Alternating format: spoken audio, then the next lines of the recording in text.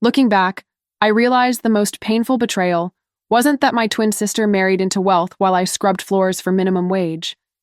It was that she erased me from her past to protect her future. And the question that unraveled everything came from the one person she couldn't lie to, her husband. My name is Claire Roth. I'm 30 years old. I was born 2 minutes after my identical twin, Ruby Roth, in a county hospital in Cincinnati, Ohio. Genetically, we're the same person. But if you looked at our lives today, you'd think we came from different planets. Ruby lives in a penthouse in Chicago, married to an industrial tech heir. I live in a studio apartment above a laundromat, working double shifts cleaning supermarket floors. She wears designer dresses. I wear secondhand scrubs. She's photographed at charity galas.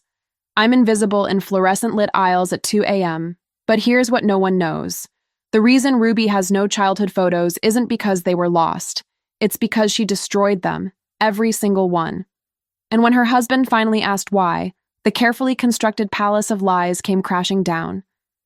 If you've ever felt invisible in your own family, if you've ever been the shadow while someone else got the spotlight, if you've ever wondered what happens when the truth finally comes out, leave a like right now, comment where you're watching from, and subscribe, because this story, this truth I carried alone for so long, you need to hear until the very end. We were born on a Tuesday morning in March at Cincinnati General Hospital. Ruby came first, screaming immediately. I followed 2 minutes later, silent and blue, needing oxygen. The nurses said I was the fighter. My mother said Ruby was the star. Our father wasn't at the birth. He wasn't anywhere, really. Just a name on a birth certificate that Mom refused to talk about. So it was just the three of us. Janine Roth, working as a house cleaner for wealthy families in the suburbs, and her identical twin daughters who somehow became opposites from day one. I don't remember when the differences started. Mom says it was always there. Ruby cried prettier, apparently. Ruby smiled at the right moments. Ruby had this natural charm that made strangers stop and compliment her. Me? I was the quiet one, the serious one, the one who didn't need as much attention, according to everyone. When we were 6, Mom enrolled us in the same elementary school. First day, the teacher mixed us up constantly. We looked identical after all. Same dark hair, same green eyes, same freckle on our left cheek. But by the end of the week, everyone knew the difference. Ruby was the one surrounded by kids at recess. I was the one reading alone under the oak tree. Our 7th birthday, Mom saved up for months to throw us a party. She bought one cake, pink frosting with both our names. But when it came time to sing, I noticed something. The other kids, they sang louder for Ruby. They looked at her when they sang. I was there, sure, but I was background noise. Ruby blew out the candles. I just watched. That same year, one of Mom's clients, Mrs. Henderson, gave us hand-me-down dresses from her daughters. Beautiful dresses, barely worn. There were 2, one lavender with lace, one plain beige. Mom held them up and without hesitation gave the lavender one to Ruby. "You look so pretty in purple," she said. "The beige one will be perfect on you, Claire. You're more practical anyway." I wore that beige dress to every school event for 3 years. Ruby got new clothes whenever Mrs. Henderson cleaned out her daughter's closets. I got whatever was left. When we were 10, I started helping Mom on weekends.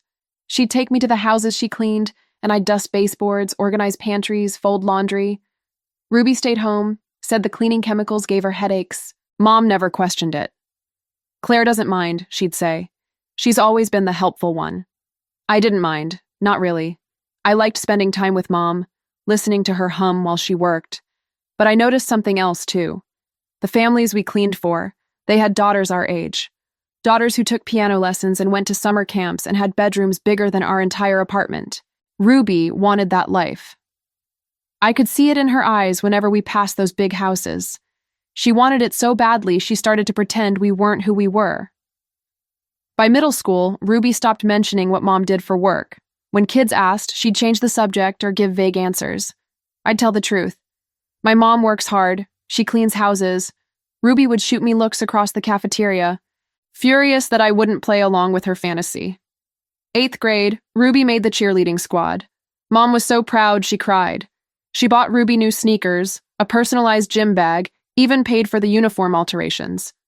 I joined the school library committee. No one noticed. There was no celebration, no new anything.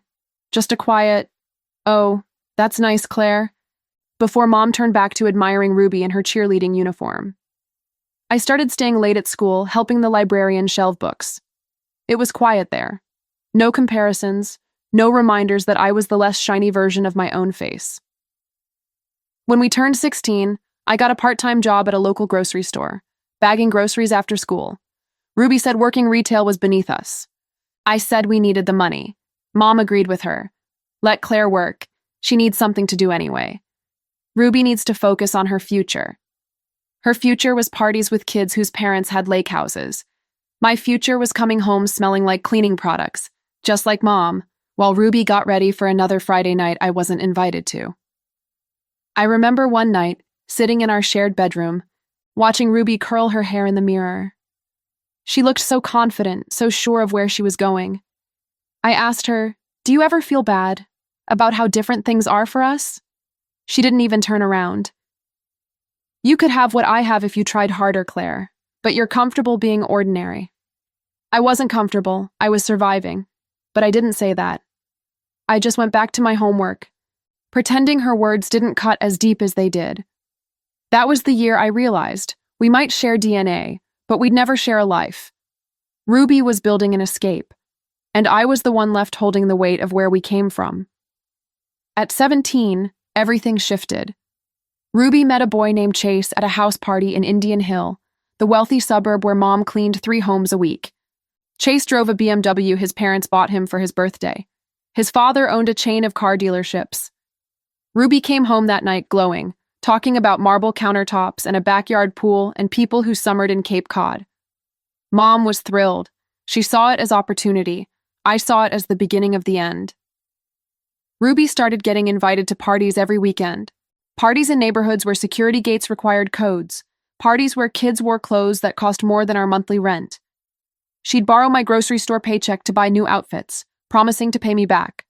She never did. But Mom would defend her.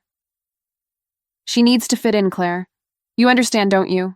I understood that I was working double shifts at the store while Ruby was networking her way into a different life. I understood that I was the one helping Mom clean the Hendersons' house on Saturdays while Ruby slept in after another late night out. I understood that my sister was slowly, methodically erasing every trace of who we really were. She stopped bringing friends home. Our apartment was too small, too shabby, too honest. When classmates asked where she lived, she'd give an address 2 blocks over, in a slightly nicer building. She started saying our mom worked in property management instead of as a cleaner. Small lies that built into a whole new identity. I confronted her once, senior year. We were 18.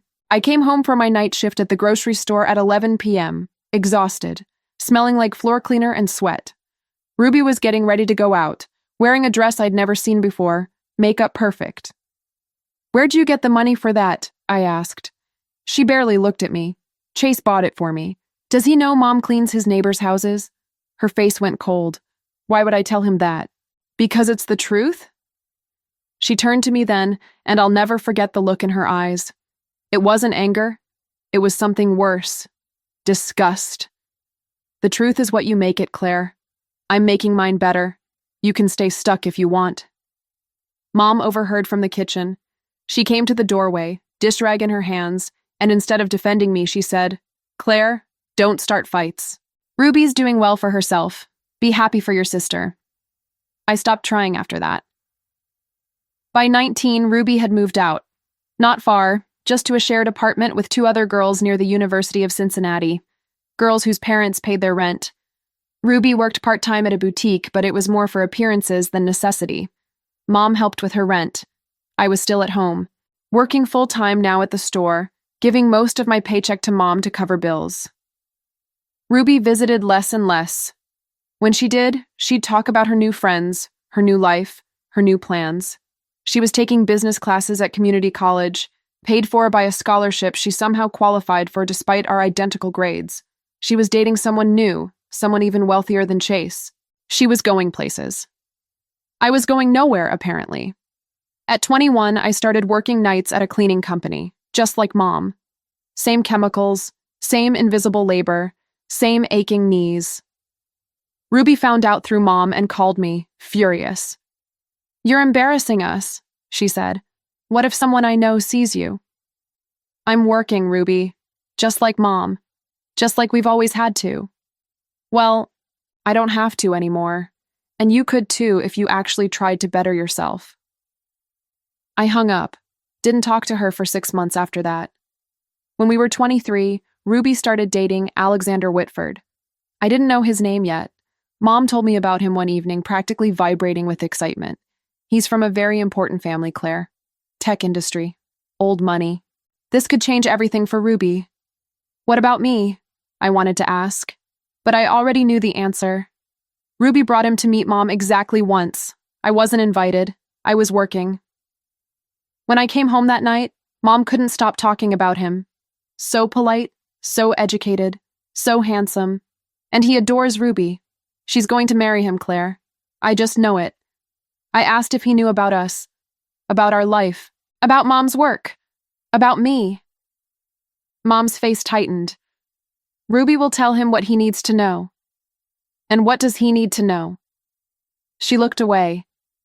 That Ruby comes from a family that values hard work and integrity. I almost laughed. Hard work, yes. But integrity? Ruby had been lying about who we were for years.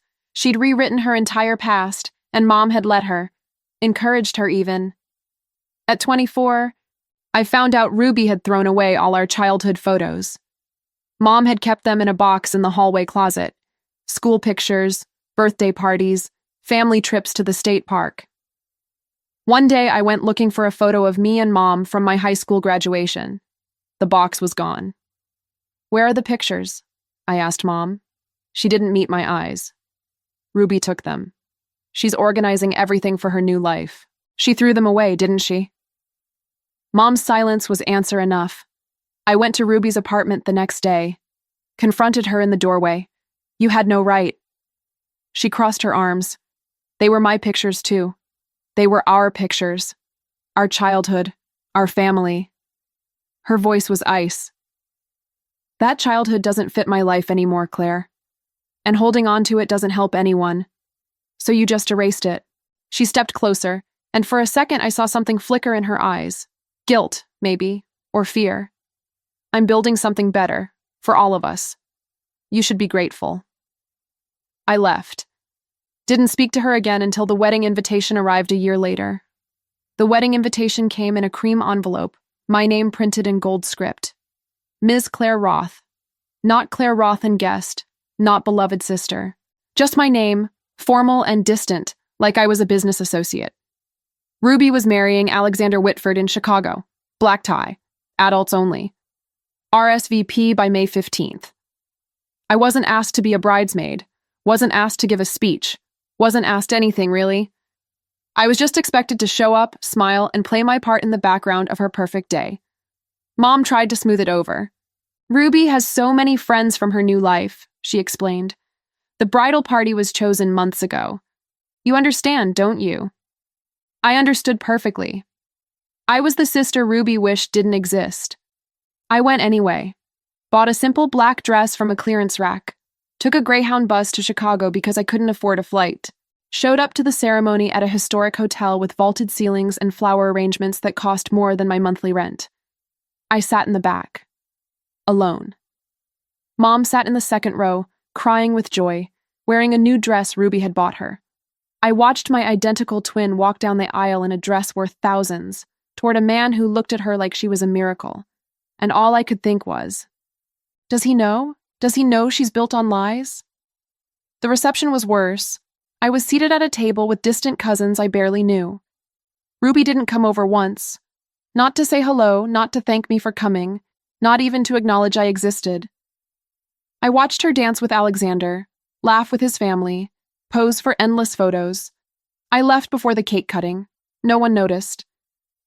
That was 5 years ago. I was 25, working as a supervisor at a cleaning company, making barely enough to survive. Ruby was 25, living in a Chicago penthouse, married to wealth, playing the role of philanthropist wife. We didn't speak for 3 years after the wedding. Mom would give me updates. Ruby's doing so well. She's on the board of a charity. She and Alexander are thinking about starting a family. She's so happy, Claire. I never asked if Ruby asked about me. At 28, I got promoted to shift manager at the supermarket where I'd worked since high school. It was the first time I felt like I was building something of my own. Small, sure, but mine. My boss, Mrs. Chen, noticed my work ethic. She started training me on inventory systems, cost management, employee scheduling. She told me I had a good head for business, that I could go far if I wanted. I started taking night classes at community college. Business administration. Nothing fancy, but it was progress. Real progress, earned through my own effort, not borrowed from someone else's privilege. I also started therapy. Couldn't afford much, but the community health center offered sliding scale sessions. Dr. Ite Patterson helped me see what I'd been too close to understand. You've been carrying shame that isn't yours, she said. You didn't fail. You were failed. It took a year of sessions before I could say it out loud. My family treated me like I was disposable, and I let them. On my 29th birthday, I was working a closing shift at the supermarket, mopping floors in the frozen food aisle. My phone rang. Mom. I almost didn't answer. Claire, honey, I need to ask you something. Her voice was strange, nervous. Ruby needs help in Chicago. She's organizing some big charity event and she's overwhelmed. She asked if you could come, just for a week, to help with preparations. I stopped mopping. Why me? She needs someone she can trust. Someone who knows how to work hard. Translation. She needs free labor. I should have said no, should have protected myself. But some pathetic part of me still hoped that maybe, just maybe, Ruby wanted me there as her sister, not her employee. So I said yes. I took unpaid leave from work. Used my savings to buy a bus ticket to Chicago. Showed up at Ruby's penthouse building with a backpack and a stomach full of dread. She answered the door in yoga pants and a cashmere sweater, looking effortlessly beautiful. Claire, hi. Come in. No hug, no smile, just business. She walked me through what she needed: inventory of auction items, setup coordination, cleanup logistics. Essentially, I was hired help. I'd be working in the service area of the hotel, behind the scenes, making sure her event looked perfect while she took credit. I should have left right then, but Mrs. Chen had taught me something about opportunity. Sometimes you take the job you don't want to get to the place you do. So I stayed. And that's when I met Alexander. Really met him, I mean. Not at the wedding where I was invisible, but here, in the kitchen of their penthouse. When he came home from work and found me organizing catering supplies, he stopped in the doorway, confused. I'm sorry. I thought Ruby said the event coordinator was coming tomorrow. I'm not the event coordinator. I'm Claire, Ruby's sister. His face changed. Shock, first. Then something else. Curiosity. Her twin sister? I nodded. He looked between me and the wedding photo on the wall. The resemblance is remarkable. I didn't know Ruby had a twin. And there it was. The man she'd married, the life she'd built, none of it included the truth of who she really was. Alexander extended his hand. It's nice to meet you, Claire. I wish we'd met sooner. I shook his hand, and in that moment, I saw something I hadn't expected. Kindness. Real, genuine kindness. The kind Ruby used to have before she decided our past was a stain to be erased. Over the next few days, Alexander started asking questions. Innocent ones at first. Where did you grow up? What was Ruby like as a kid? Do you have any photos from back then? Every question made Ruby tense. She'd change the subject, laugh it off, redirect.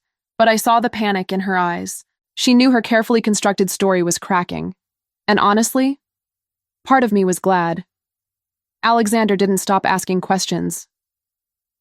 The night before the charity event, Ruby was at a spa appointment. Alexander came home early and found me in their home office, organizing donor files. He knocked on the doorframe even though it was his own house. Mind if I come in?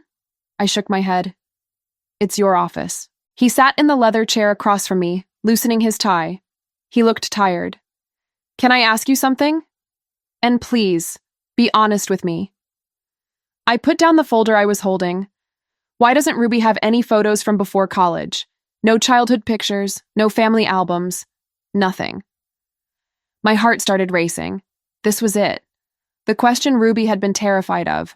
I could have lied, could have protected her, like I'd been doing my whole life. But I was tired, so tired of carrying her secrets. She threw them away, I said quietly. Years ago. Why would she do that? Because they showed a life she didn't want to remember, a life she spent years pretending never happened. He leaned forward. What kind of life? I met his eyes. The kind where our mother worked as a house cleaner, where we grew up in a tiny apartment in Cincinnati, where we wore secondhand clothes and counted pennies, where we were just regular, struggling people trying to survive. That life, the real one. Alexander's face didn't show judgment, just sadness. She never told me any of that. She wouldn't. Because she decided a long time ago that who we really were wasn't good enough. We sat in silence for a moment. Then he asked, "Do you have any photos?" From back then? I hesitated. I had one. A single photo I'd managed to save before Ruby destroyed the rest. Me and her at age 7, sitting on our apartment steps, eating popsicles, wearing those hand-me-down dresses. We were grinning, gap-toothed and sunburned, and completely unaware that one of us would grow up ashamed of that moment. I have one, I admitted, but showing it to you would destroy whatever trust Ruby has left in me. He nodded slowly. I understand. But Claire, I need you to know something. I didn't marry Ruby because of her polish or her connections or whatever image she's built. I married her because I thought I knew who she was. And now I'm realizing I might not know her at all. That hit harder than I expected, because for all my resentment, I didn't want Ruby's marriage to fall apart. I just wanted her to stop pretending, to stop erasing people who loved her. The next day was the charity event, a formal dinner at the Drake Hotel, benefiting a children's literacy program. 200 guests, black tie, Ruby in a white designer gown, looking like she'd been born into wealth.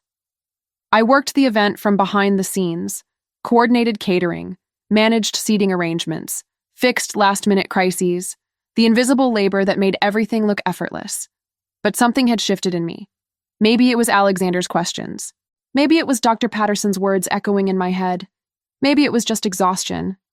But as I watched Ruby work the room, shaking hands with donors, laughing at their jokes, performing the role she'd rehearsed for years, I didn't feel inferior anymore. I felt free. During my break, I called Mrs. Chen. She'd been texting me all week about a new opportunity, an opening for operations manager at the company that owned our supermarket chain. Better pay, real benefits. A career, not just a job. I'm interested, I told her. When I get back, let's talk. You sure? She asked. It's a lot of responsibility. I'm sure. I'm ready. And I meant it. That night, after the event, Ruby actually thanked me. We were in the hotel kitchen, breaking down the last of the equipment. She looked exhausted, her makeup smudged, her perfect facade cracking just slightly. You really saved me today, she said. I couldn't have done this without you. For a second, I saw my sister again. Not the performance, just Ruby, tired and vulnerable and real. But then she ruined it. Of course, don't mention to anyone that you're my sister. Some of these people know our family, and it's just easier if we keep things professional. There it was, the same old pattern. Use me, then hide me.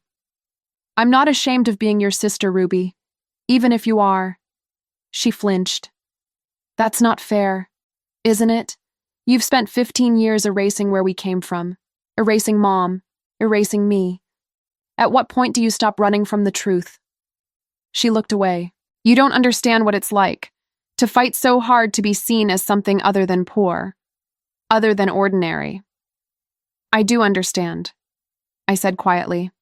I've been doing it my whole life. The difference is, I didn't burn down my past to light my future. Before she could respond, Alexander appeared in the doorway. Ruby's face immediately shifted back to composed. Everything okay? Fine, Ruby said quickly. Claire was just leaving. Actually, Alexander said, his voice careful. I was hoping Claire could join us for a drink. There's something I'd like to discuss. Ruby's eyes darted between us, panic flickering across her face, but she couldn't say no without looking suspicious. The three of us sat in the hotel bar. Quiet, tense. Alexander ordered whiskey. Ruby ordered white wine. I ordered water because I needed to stay clear-headed. And then he said it. The question that would unravel everything. Ruby, I've been meaning to ask. You never talk about your childhood. You don't have any photos from before college. Is there a reason for that? Ruby's hand tightened around her wine glass. I just prefer to focus on the present. The past isn't important. But it is, Alexander said gently. It's part of who you are. I'd like to know that part of you. There's nothing to know. I had a normal childhood, normal family. Nothing worth talking about. He turned to me. Claire, what was your childhood like? Ruby's face went pale. Don't. But I'd carried her lies long enough. Our childhood, I said slowly, was us sharing a bedroom in a 2-bedroom apartment. It was our mom working 3 jobs to keep us fed. It was wearing clothes from donation bins and skipping school field trips because we couldn't afford them. It was being identical twins who grew up in completely different emotional universes, because one of us was told she was special and the other was told to just be grateful. Alexander looked at Ruby. Is that true? She stood up abruptly. I need air. She walked out of the bar, leaving me and Alexander in heavy silence. I should go after her, he said, but didn't move. She's been running from this conversation her whole life, I said. Maybe it's time she stops. 2 weeks later, Ruby called me. Her voice was small, different from the polished tone she usually used. There's a gala. Annual donor appreciation event. Alexander's being honored for his foundation work. He asked if you could come. Why would he ask that? She was quiet for a long moment. Because he thinks I need you there. And maybe he's right. I went. Not for her. For me. Because I was done hiding in the background of my own life. The event was at the Art Institute of Chicago. 500 guests, crystal chandeliers, orchestra playing Vivaldi. Ruby wore a silver gown that probably cost more than my yearly rent. I wore the nicest dress I owned, a simple navy blue number from Target that I'd had for 3 years. But when I walked in, I didn't feel less than. I felt present. Real. Solid. Alexander found me immediately. Claire, thank you for coming. There's something I need to do tonight, and I need you to trust me. Before I could ask what he meant, he was called to the stage. The host announced him as the evening's honoree. Everyone applauded. Ruby stood at her table, glowing with pride, playing the perfect supportive wife. Alexander's speech started normally, thanking donors, highlighting the foundation's work, talking about the importance of education and opportunity for underprivileged children. But then he paused, looked out at the crowd, and said something unexpected. You know, when I think about opportunity, I think about the people who don't get spotlights, the ones working behind the scenes to make our comfortable lives possible, the ones raising children while working multiple jobs, the ones who never get thanked. Ruby's smile faltered. And I think about stories. Alexander continued. The stories we tell about ourselves, the narratives we construct. Sometimes those narratives are honest, sometimes they're not. Sometimes we're so afraid of where we came from that we erase it completely. He looked directly at Ruby. My wife grew up in a home where her mother worked as a house cleaner, where money was tight and opportunities were scarce, where she and her identical twin sister learned very different lessons about worth and visibility. And I didn't know any of this until recently, because she was ashamed. Ashamed of the very things that should make her remarkable. The room was silent. Ruby's face had gone white. So tonight, I want to do something different. Ruby, would you come up here? She stood slowly, mechanically, every eye in the room on her. She climbed the steps to the stage, her perfect composure cracking. Alexander handed her the microphone. I'd like you to tell everyone here about your childhood, about your family, about the real story. Ruby's hands were shaking. She looked out at 500 faces waiting for her to speak, to perform. But this time, there was no script. She started, then stopped. I can't. Why not? Alexander asked gently. Because I don't have the words, because I destroyed the evidence, because I spent so long pretending to be someone else that I forgot who I actually was. Tears started falling, ruining her makeup. She looked at me, sitting at a table near the back, and something broke in her expression. I had a sister, she said into the microphone, voice cracking. A twin. We were identical. But I treated her like she didn't exist because I was so desperate to be someone else. Someone better. Someone worthy of all this. She gestured at the opulent room. And the truth is, she's the better person. She always was. While I was busy destroying photos and rewriting history, she was working 3 jobs and helping our mother and earning every single thing she has. She never pretended. She never lied. She just kept going. Ruby looked at Alexander. I'm sorry I didn't tell you. I'm sorry I was so afraid of the truth that I married you under false pretenses. You deserve to know who you were actually marrying. Then she stepped down from the stage and walked straight to me. In front of everyone, she knelt beside my chair. I'm so sorry, Claire. For everything. For making you invisible. For stealing your childhood photos. For treating our life like it was something shameful. You were right. I've been running. And I don't want to run anymore. I looked at my sister, mascara streaking down her face, designer gown pooling on the floor, completely undone in front of the very society she'd fought so hard to impress. And for the first time in 15 years, I saw Ruby. Not the performance, just my sister. I reached out and took her hand. Get up, I said quietly. You don't kneel to me. She stood. We hugged. She sobbed into my shoulder while 500 wealthy strangers watched, and I realized something. This wasn't revenge. This was release. That night changed everything. Ruby started therapy. Real therapy, not just to fix her image, but to fix herself. She called Mom and had the hardest conversation of her life, admitting how much damage their dynamic had caused. Mom cried, apologized, started her own therapy too. Alexander stayed, worked through his feelings about the lies, decided that the Ruby trying to rebuild was worth more than the Ruby who'd been pretending. And me? I accepted the operations manager position, started taking business courses at a community college near Cincinnati, got a loan and enrolled in a program for small business development. My dream, the one I'd had since I was a teenager helping Mom. Opening an affordable laundromat and community space for working women, a place where no one had to feel invisible. 6 months after the gala, Ruby came to visit me in Cincinnati. She was different. Lighter. Real. She brought a gift, a small envelope. I found it, she said, in a box I'd hidden away. I couldn't destroy it, even when I wanted to. Inside was the photo. Me and Ruby at 7 years old, sitting on our apartment steps, eating popsicles in our hand-me-down dresses. Identical. Happy. Whole. I kept it, she said, because some part of me knew I'd need to remember. Knew I'd need to find my way back. I looked at the photo. 2 little girls who had no idea how different their paths would become. 2 little girls who were still, genetically, the same person. I'm not asking for forgiveness, Ruby said. I know what I did can't be undone.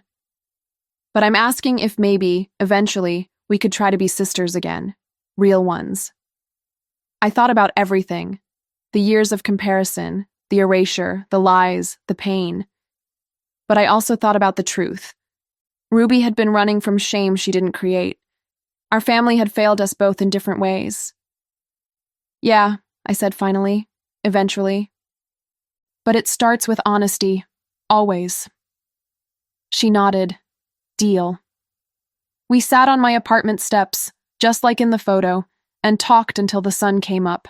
About everything we'd never said, everything we'd hidden, everything we'd lost and might still find. Being someone's twin doesn't mean you'll have the same life. It doesn't even mean you'll like each other. But it does mean you share something no one else can understand. And maybe that's enough to start rebuilding from. I learned something through all of this. Your past isn't something to be ashamed of. It's not a stain to scrub away. It's the foundation you stand on. And the people who love you don't need you to be perfect. They need you to be honest. Ruby spent years running from who she was, and it almost destroyed her. I spent years believing I was less because I didn't run, but we were both wrong. You're not half of a whole. You're complete as you are. And the moment you stop performing for approval and start living in truth, that's when you finally become free. Today, I'm 31. I own a small laundromat in Cincinnati. It's not fancy, but it's mine. Ruby visits once a month. We're not perfect, but we're honest, and that's worth more than any image we could construct. The photo of us at 7 sits on my desk. 2 identical girls, 2 different paths, but only one truth worth living. Be yourself, even when the world wants you to be someone else, especially then. This story, while dramatized for narrative impact, is inspired by the real experiences of countless individuals who have lived in the shadow of a sibling, constantly compared and systematically erased. Being genetically identical yet emotionally abandoned teaches you something profound. Your worth was never determined by who chose to see you, but by your courage to see yourself when no one else would. These aren't just stories. They are lessons in authenticity, resilience, and the power of choosing truth over performance. Before you go, I want to ask you something. Have you ever been constantly compared to a sibling or someone close to you? How did that shape who you are today? And for those who felt invisible in their own families, who had their truth erased or rewritten by others, what was the moment you decided to finally stop performing and start being real? If this story resonated with you, if you felt the pain of erasure, the struggle of being unseen, and ultimately the liberation of living in truth, write the word honest in the comments so I know you stayed until the end. And tell me, what city are you watching from? I'd love to know where this message is reaching. If you found value in this story, if it reminded you that your past is not your prison but your foundation, hit that like button. Subscribe to the channel if you haven't already, and turn on notifications so you never miss a story that might change how you see yourself and your own journey. Share this with someone who needs to hear it, someone who's still running from who they really are, someone who needs permission to stop performing. And don't forget to click on the next video in the cards above, because every story here carries a truth worth hearing. Thank you for being here. Thank you for listening to Claire's story. And remember, you were never the lesser version of anyone else. You were always the original version of yourself. And that is more than enough.